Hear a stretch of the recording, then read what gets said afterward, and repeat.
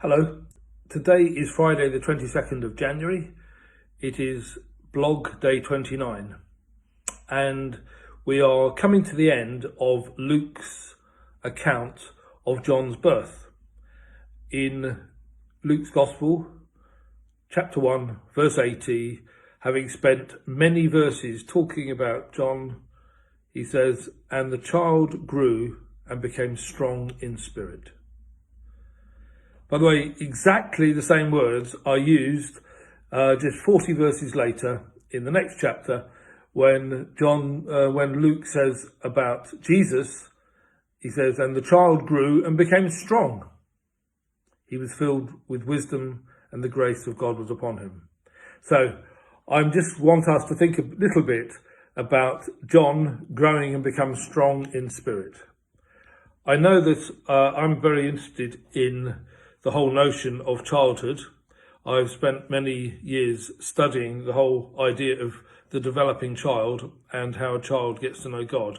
By the way, I was woken up quite early this morning with a little cry, and Ruth and I were permitted to hold a little bundle called Manger Grace in our arms while her mother slept.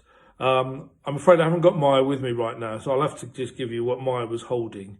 Ruth got Maya to be quiet, and we got her interested in a banana, and I got a cuddle, and she seemed to be all right for a bit, not for too long though. My silky skills at grandparenting are yet to be honed.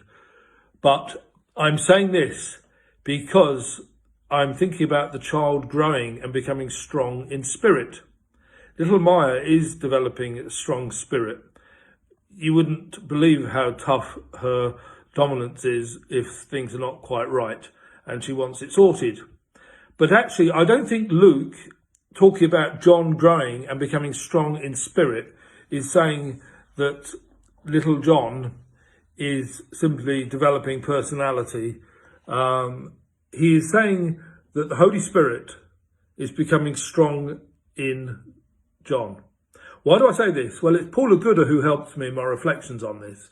I'll just read a couple of her reflections. She says, "The Spirit is particularly important in the birth narratives as told by Luke.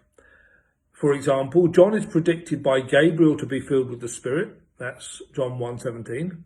The Spirit is said to be the agent of Mary's conception. That's chapter 1, verse 35. Elizabeth was filled with the Spirit and cried out. That's Luke 1:41. Zachariah was also filled with the Spirit before speaking the Benedictus. That is Luke 1:67. And here we've got John said to be strong in the Spirit. So let us just reflect what it is for a child to grow up to be strong in the Spirit. It is for a child to be open to God. By the way, I think that children have got a natural aptitude to be open to the Holy Spirit. The seed of God in every child is there.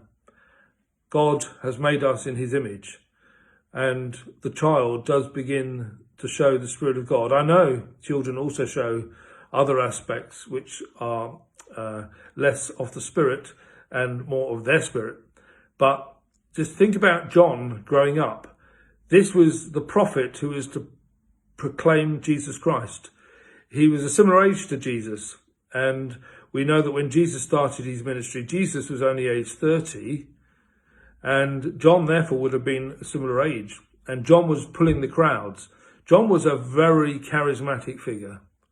So let us think about the Spirit being part of John's formation as told in Luke's account. And let us ask ourselves how we are to encourage the Spirit of God in the children that God has committed into our care. And maybe to think further about the Spirit of God being present in that inner child which is in each one of us. Let us encourage ourselves with the thoughts that the Spirit of God is part of our development.